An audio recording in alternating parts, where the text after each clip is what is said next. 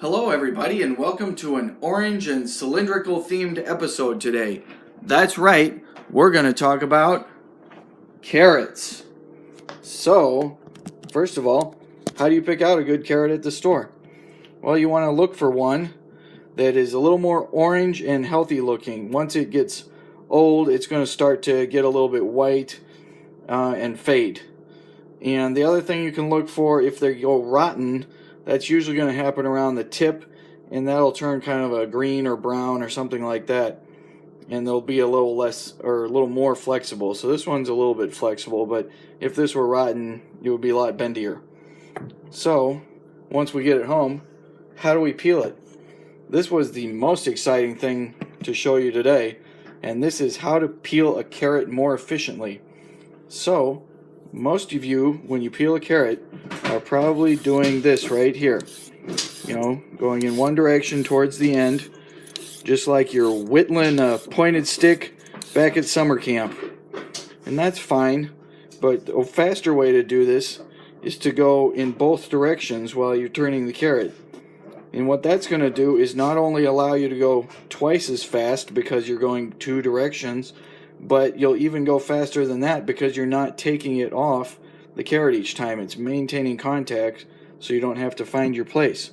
So what that would look like is just this right here. And then we're done.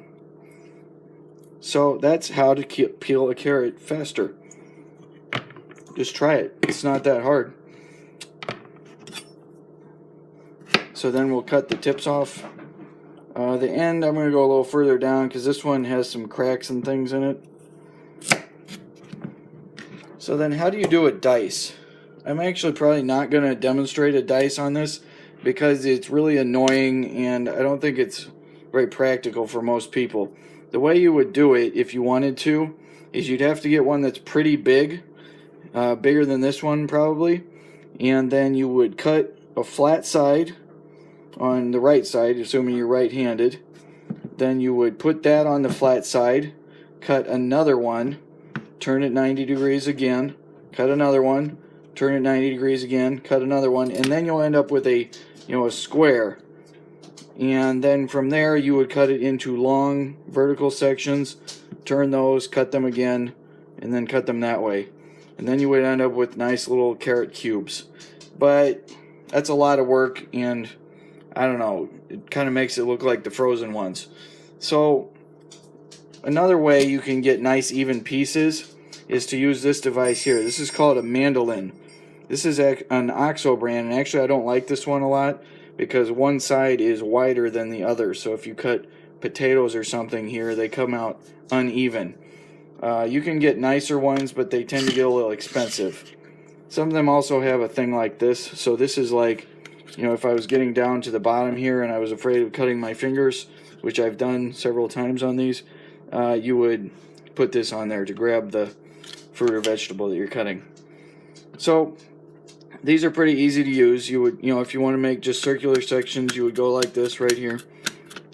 And a little nicer thing you can do is if you go at an angle, then you can get a more oval shaped section.